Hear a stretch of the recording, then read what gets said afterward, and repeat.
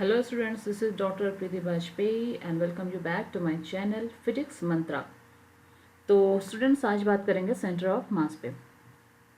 मैंने लास्ट में जो वीडियोस आपको दिए हुए हैं सेंटर ऑफ मास पे, उनमें आपको बेसिक कॉन्सेप्ट जो है सेंटर ऑफ मास का वो प्लस कुछ मैंने ट्रिक भी बताई थी लास्ट वीडियो में, जो कि थी आपकी बेसिकली जो आप सेमी सर्कुलर डिस्क की, सेमी सर्कुलर रिंग वगैरह का जो सीएम की बात करते हैं। तो कई बार कैसा होता है कि ऑब्जेक्टिव क्वेश्चंस में हमें ज़रूरत पड़ जाती है डायरेक्ट उसकी वैल्यूज़ की, है ना। तो उसे सॉल्व कैसे करते हैं वो भी अपन किसी वीडियो में देखेंगे, लेकिन डायरेक्ट कैसे वो नंबर्स याद कर सकते हैं उसकी ट्रिक मैंने ऑलरेडी दी हुई है और उसका लिंक मैं डिस्क्रिप्शन बॉक्स में दे दूँगी, वहाँ जाके आप देख सकते हैं। तो चलिए आज बात करते हैं कुछ इम्पॉर्टेंट फैक्ट्स की सेंटर ऑफ जब आप मास निकालते हो उसमें। और ये जो फैक्ट्स हैं जिनकी बात अभी अपन करेंगे, इन फैक्ट्स में कुछ ऐसे इन्फॉर्मेशन हिडन रहती है, कुछ ऐसी इन्फॉर्मेशन हिडन रहती है जिससे आप क्वेश्चन का आंसर बहुत आराम से दे सकते हैं, लेकिन अगर आपको वो फैक्ट्स क्लियर हैं तो। ठीक है, तो चलिए without wasting our time start करते हैं। देखिए कैसे होता है, पहले तो हम बात करेंगे उन फॉर्मूलेस के जो हमने पहले पढ़े हुए हैं। सो बेसिक जो फर्स्ट आपका फॉर्मूला होता था RCOM का, that was RCOM equal to, ये पोजीशन वेक्टर होता था ना, तो इसके लिए उसके ऊपर वेक्टर लगाया हुआ है। ठीक है, क्या होता था, ये होता था M1R1 plus M2R2 plus M3R3 and so on. और सपोज n अगर आपके पास पार्टिकल हैं, मतलब जो सिस्टम ऑफ पार्टिकल्स की बात करते हैं जब अपन COM की बात करते हैं, है ना, क्योंकि काफ़ी सारे पार्टिकल से मिलकर वो सिस्टम बना हुआ है। तो ये जो पार्टिकल्स की मैं बात कर रही हूँ जिनसे सिस्टम आपका बना हुआ है, वो अगर पार्टिकल्स आपके मान लीजिए n नंबर ऑफ पार्टिकल्स आपके पास हैं उस सिस्टम में, तो ये आपका फॉर्मूले में आप रखेंगे तो it will be something like this, right. Divide by, अब जितने पार्टिकल थे उन सारे का आपको मास का एडिशन हो जाएगा। तो M1 plus M2 plus M3 और ये चलता जाएगा आपका कहाँ तक, Mn तक। ठीक है, समझ आई बात। अच्छा, ये तो एक फॉर्मूला ये था।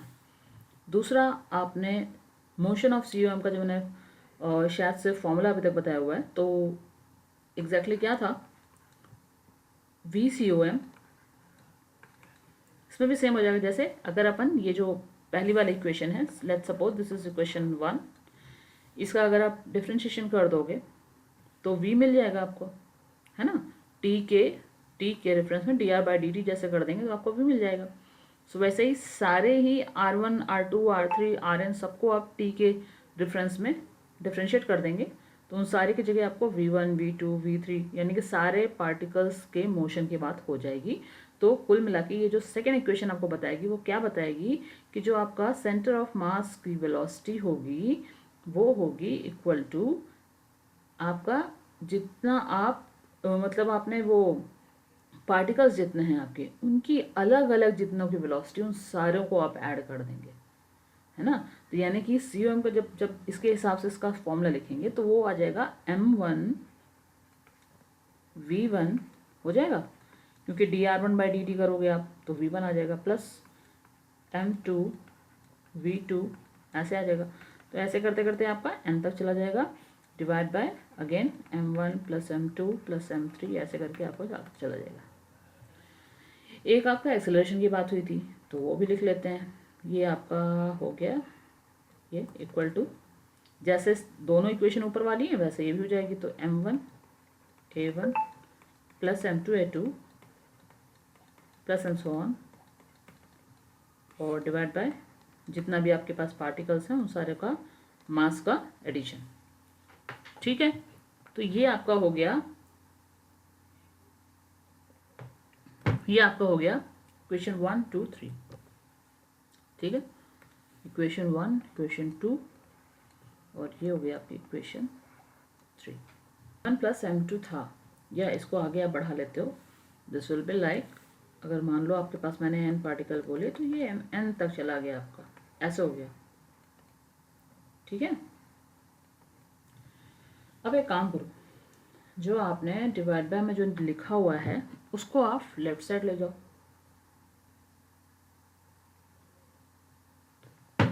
उसको आप लेफ्ट साइड ले जाओ. So this will be like m1 plus m2 plus and so on mn into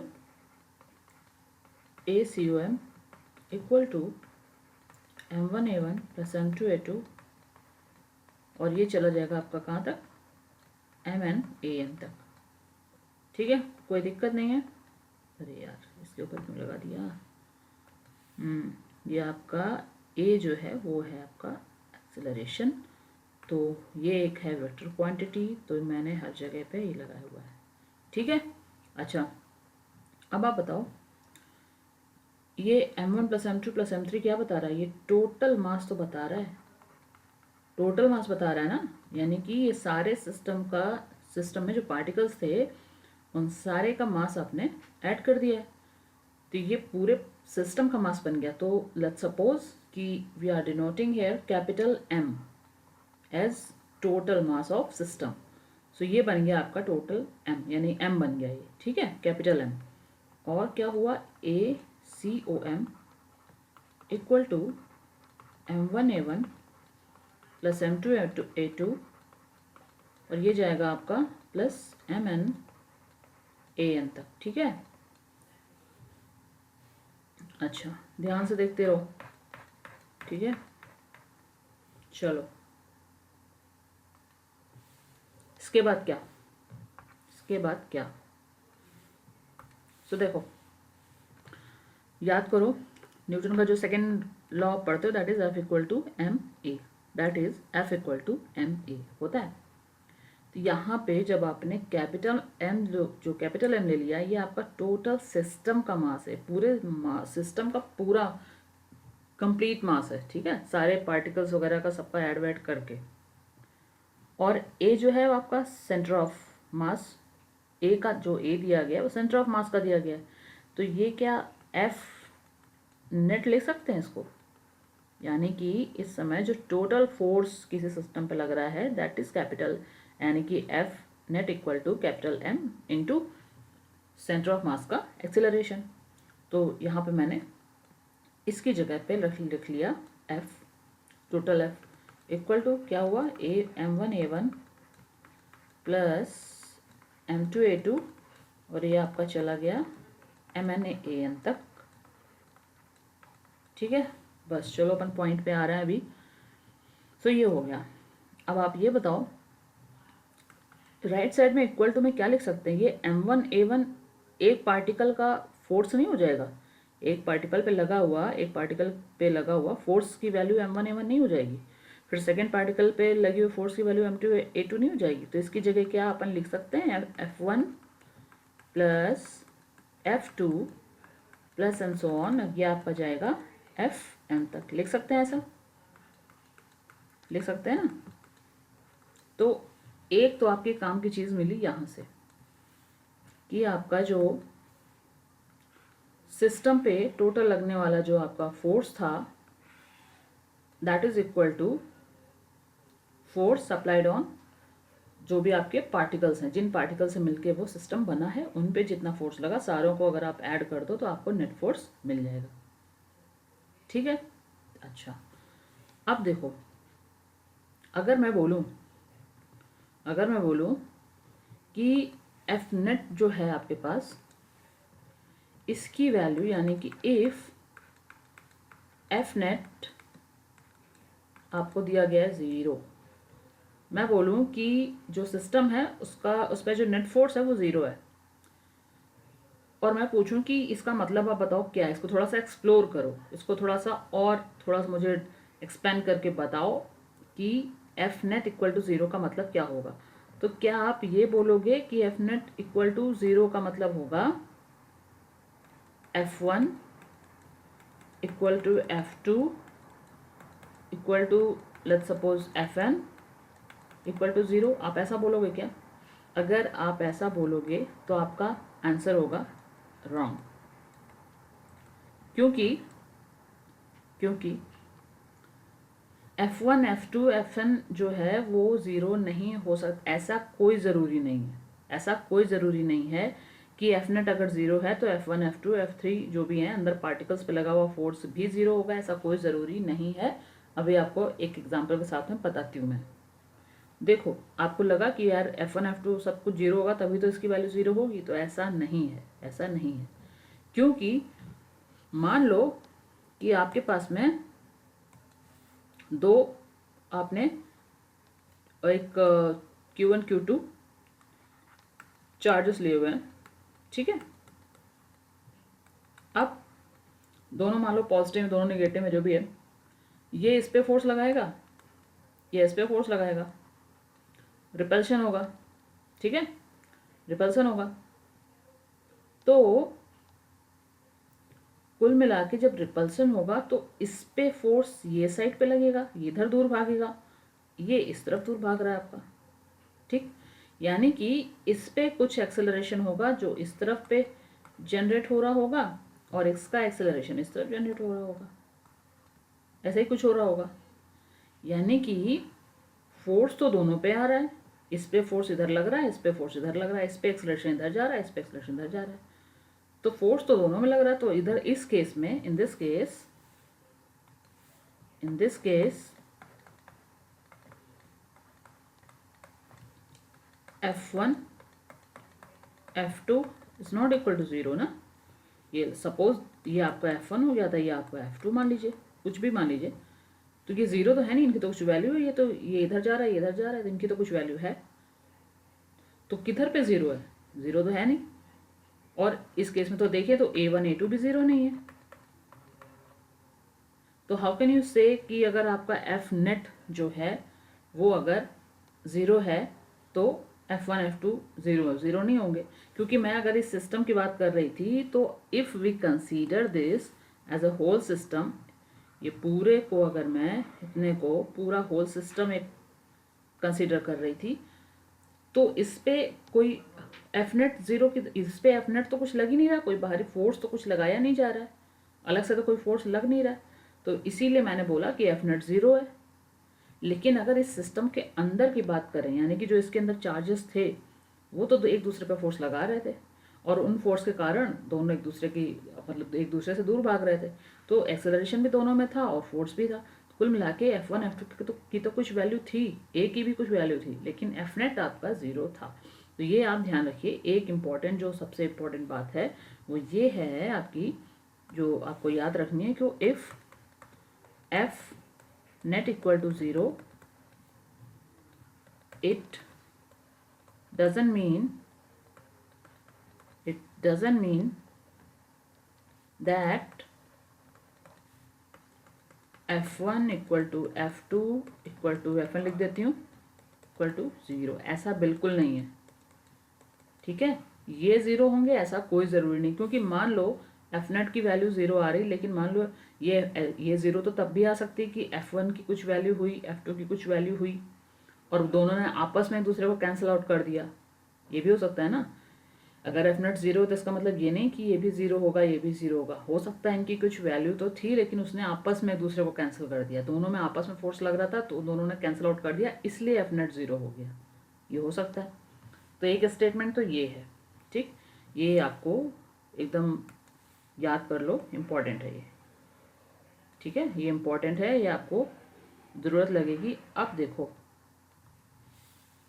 ठीक है, जैसे मैंने एक बात ये बताई आपको, एक तो आपका इम्पोर्टेंट ये वाला हो गया।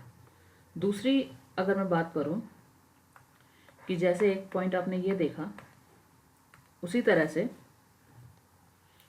से मैं अगर बात करूं कि कोई अगर आपका, मैंने बोला कि F आपका ज़ीरो है, तो इट मीन्स कि आपका जो सेंटर ऑफ मास का एक्सेलरेशन है वो भी ज़ीरो है, बिकॉज आपका F, क्योंकि F इक्वल टू होता है, आपने ऊपर अभी देखा, capital M into A of COM, ये था। तो अगर F ज़ीरो है तो आपका जो A हो गया COM वो भी ज़ीरो हो गया। लेकिन क्या इसका मतलब है कि A1 equal to A2 equal to AN मान लो, ये भी आपस में ज़ीरो होंगे, ये ज़ीरो नहीं होंगे, ये ज़ीरो नहीं होंगे, क्योंकि जैसे मैंने ऊपर अभी बात की फोर्स की कि जैसे आपका एफ नेट अगर ज़ीरो है तो इट डजंट मीन कि F1 F2 F1 आपके ज़ीरो हैं, ठीक है, उसका ये मतलब बिल्कुल नहीं है। उसी तरह से अगर आपका सेंटर ऑफ मास का जो एक्सेलरेशन है वो अगर उसकी वैल्यू अगर ज़ीरो है तो इसका मतलब ये बिल्कुल नहीं है कि जो आपके इंडिविजुअल पार्टिकल्स हैं उनका एक्सेलरेशन भी ज़ीरो होगा, यानी A1 A2 AN ज़ीरो होगा, ऐसा बिल्कुल नहीं है, ठीक है। क्योंकि फिर से वही बोल सकते हैं कि हो सकता है A1 A2 की कोई वैल्यू है, लेकिन अपना बिकॉज ये अपना जो आपका एक्सेलरेशन है that is a vector quantity, तो आप उसके साथ डायरेक्शन भी लगाएंगे, है ना। तो हो सकता है एक की वैल्यू +4 है, एक की वैल्यू -4 है और वो आप कैंसिल आउट हो जाए और टोटल आपका जो A ऑफ COM है वो ज़ीरो हो जाए, ये ऐसा हो सकता है, ठीक है। तो ये याद रखिए बस कि अगर सेंटर ऑफ मास का एक्सेलरेशन ज़ीरो है तो इसका मतलब नहीं है कि पार्टिकल का एक्सेलरेशन भी आपस में ज़ीरो है, उनकी वैल्यू हो सकती है कुछ, वो ज़ीरो नहीं होंगे, ठीक है। और ये आपका हो गया एक्सेलरेशन का, ये भी इम्पोर्टेंट है, ये याद रखिए एक चीज़। तीसरी आते हैं, एक मैंने बताई फोर्स की, दूसरी आपकी हो गई एक्सेलरेशन की। एक और बात आप याद रखो कि अगर मैं बात करती हूँ कि जैसे फोर्स अगर आपको दिया गया है कि ज़ीरो है, फोर्स आपका ज़ीरो है, ठीक है, फोर्स आपका ज़ीरो है, एफ नेट की बात कर रही हूँ मैं, एफ नेट की बात कर रही हूँ, वो अगर आपका ज़ीरो है तो इस केस में क्या होगा, एफ नेट आपका ज़ीरो है तो इस केस में आपने देखा कि जो एक्सेलरेशन यानी कि ए सेंटर ऑफ मास का जो एक्सेलरेशन है वो होगा ज़ीरो। अब ये बताओ अगर कोई एक्सेलरेशन है, जैसे मतलब सेंटर ऑफ मास के एक्सेलरेशन की ज़ीरो होने की बात मैं बोल रही हूँ, तो उसका मतलब क्या है, उसका मतलब ये है कि there is no change in velocity of centre of mass, ठीक है। क्योंकि क्या हो जाएगा, जो आप फॉर्मूला पढ़ते हो ए का एक्सेलरेशन का, वो यही तो हो जाएगा कि change in velocity of centre of mass, ठीक है, डिवाइड बाय जो भी आप टाइम रखेंगे, विद टाइम जो भी चेंज हो रहा, तो चेंज हो ही नहीं रहा क्योंकि ए की वैल्यू ज़ीरो है, तो डेल्टा वी सी ओम जो है वो ज़ीरो हो जाएगा। इसका मतलब हो जाएगा जो चेंज इन वेलोसिटी है वो आपका ज़ीरो हो जाएगा। तो इसका मतलब क्या होगा, जब चेंज इन वेलोसिटी ज़ीरो हो जाएगी तो उसका मतलब हो जाएगा कि आपका जो वेलोसिटी है COM की वो हो जाएगी कांस्टेंट, ठीक है, कोई चेंज उसमें नहीं होगा, वो कांस्टेंट जैसी शुरू में रहेगी। यानी कि इसका मतलब दूसरा और निकालने तो क्या हो जाएगा, इसका हो जाएगा इनिशियल VCOM जो रहेगा वही आपका हो जाएगा फाइनल VCOM, ठीक है। अच्छा, अब एक चीज़ अगर मैं बोलूँ यहाँ से, अगर मैं पूछूँ आपसे कि एफ नेट आपका जो है वो ज़ीरो है, तो इसका मतलब क्या ये हुआ कि जो सिस्टम है उसका VCOM भी ज़ीरो रहेगा।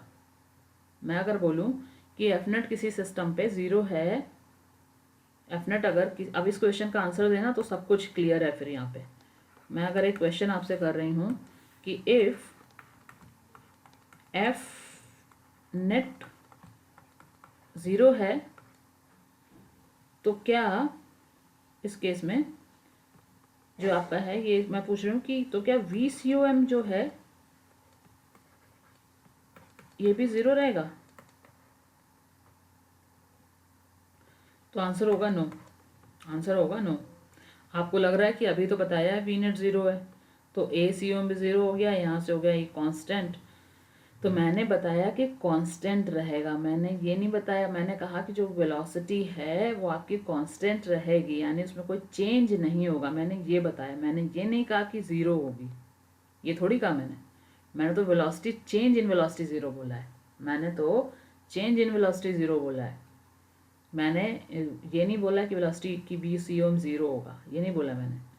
ये कब होगा अब ये बताओ, देखो ये तब होगा जब मैं बोलूं कि इफ एफ नेट जो है वो तो ज़ीरो है ही, लेकिन अगर इनिशियल VCOM ये भी ज़ीरो है, तभी then we can say that आपका जो लास्ट का भी जो फाइनली भी जो आपका VCOM है होगा वो ज़ीरो होगा। ठीक है, ये तब बोल सकते हैं क्योंकि जो चेंज है वेलोसिटी में वो आपका कांस्टेंट रहेगा, चेंज नहीं होगा का मतलब जो VCOM है वो कांस्टेंट रहेगी। यानी कि अगर इनिशियल में VCOM जो है यानी कि सेंटर ऑफ मास अगर स्थिर अवस्था में था, विरामावस्था में था, तो वो बाद में भी विरामावस्था में ही रहेगा। कुल मिला के ये है बात जो मैं बताना चाह रही हूँ, इतनी देर से समझ आई, ये है। तो ये कहानी बतानी थी, इसके पीछे मैं उतना सब करती चली आ रही थी कि थोड़ा सा आपको समझ आए। और बात वही हो गई कि एक ही चीज़ सिर्फ समझनी है कि अगर पूरे सिस्टम पे लगा हुआ फोर्स एफ नेट की वैल्यू ज़ीरो है, तो इसका बिल्कुल मतलब नहीं है कि अंदर वाले पार्टिकल्स पे भी फोर्स ज़ीरो है। इसका बिल्कुल मतलब ये नहीं है। मतलब मैं ये कहना चाह रही हूँ कि अंदर वाले जो पार्टिकल्स हैं उन पे फोर्स कुछ लगा हुआ हो सकता है, लेकिन वो आपस में कैंसिल आउट हो जाएगा और फिर एफ नेट की वैल्यू ज़ीरो हो गई, ये बिल्कुल हो सकता है। ठीक, इसी तरह से सेम कहानी एक्सेलरेशन की है और सेम कहानी आपकी रहेगी वेलोसिटी की। तो अगर आपको एफ नेट ज़ीरो दिया गया है, इसका मतलब है कि सिस्टम पे फोर्स कोई नहीं लग रहा है इस समय, चलो ठीक है। फिर आपको दूसरा केस दे दिया गया कि उसका जो सेंटर ऑफ मास है वो ज़ीरो पोजीशन पे है, वो स्थिर अवस्था में है, वो विरामावस्था में है।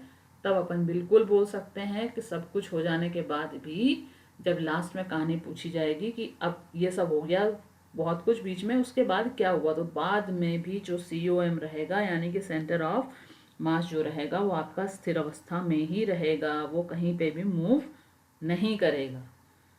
ठीक है, जब तक हमें कुछ इनिशियल वेलोसिटी ना दे दी जाए।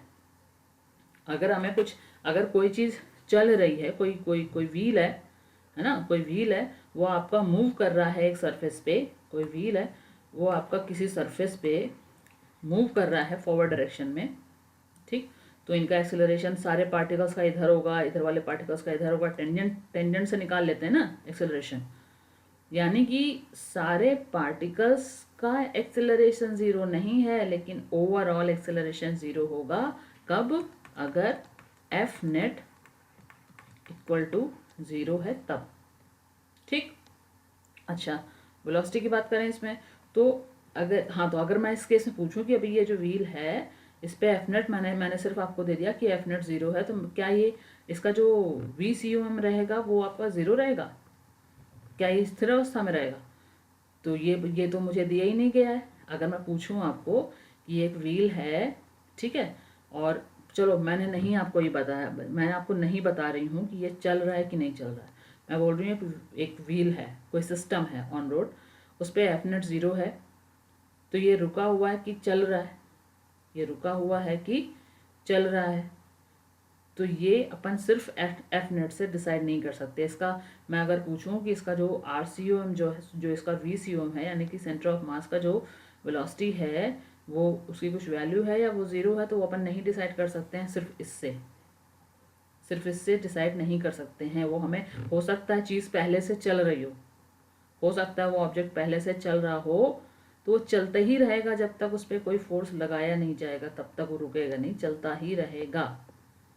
ठीक, यानी कि उसका जो VCOM होगा, जो सेंटर ऑफ मास की जो वेलोसिटी होगी उसकी कुछ होगी वैल्यू, कुछ है ना, तो जो पहले वैल्यू होगी वही बाद में भी उसकी रहेगी, तो वेलोसिटी कांस्टेंट रहेगी, velocity of centre of mass constant रहेगी। और अगर मैं बोल दूं इस केस में कि एफ नेट जो है वो ज़ीरो है और आपका जो रेफरेंस जो आपका सेंटर ऑफ मास का जो वेलोसिटी है वो अगर इस समय ज़ीरो है यानी कि रुका हुआ है कोई चीज़, जब मैं पहले आपको कंडीशन दे दूँ कि कोई चीज़ रुकी हुई है, तो ही बाद में आप बताओगे कि इसका सेंटर ऑफ मास शुरू में भी 0 पोजीशन पे था तो बाद में भी 0 पोजीशन पे होगा। समझ आई बात? तो कुल मिला के VCUM जो रहता है वो कांस्टेंट रहता है, पहले और बाद में जो भी पहले अवस्था रहती है वही बाद में रहती है। तो आई थिंक बहुत सारा हो गया है, अभी समझ में काफ़ी कुछ आ गया होगा। और ठीक है, एक और अब एक एग्जांपल देख लो, मुझे याद आया अभी। ये कुछ ऐसा रहेगा कि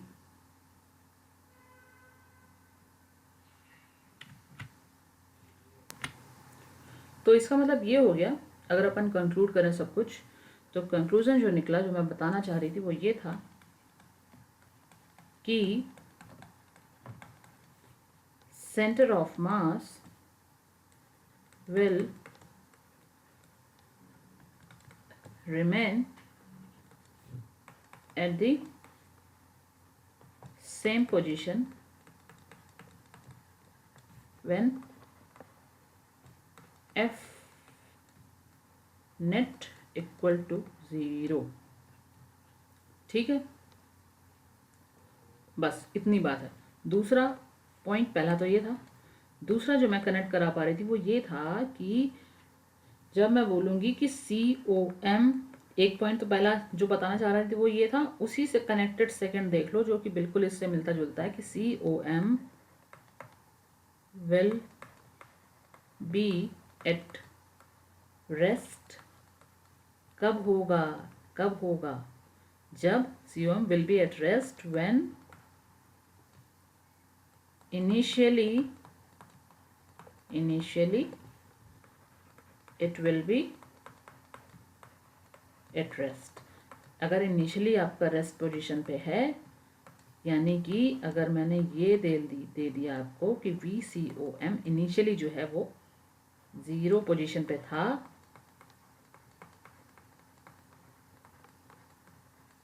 अगर ऐसा दे दिया है मैंने, तो ही आपका फाइनली यानी कि बाद में आपका VCOM लास्ट में 0 तभी होगा जब शुरू पे, यानी कि कोई ऑब्जेक्ट अगर आपका शुरुआत में रेस्ट पोजीशन पे है तो बाद में भी वो रेस्ट पोजीशन पे ही रहेगा, और जबकि आपको सबसे पहले जो कंडीशन है वो दे दी गई है F net इक्वल टू 0। ठीक, समझ आई बात?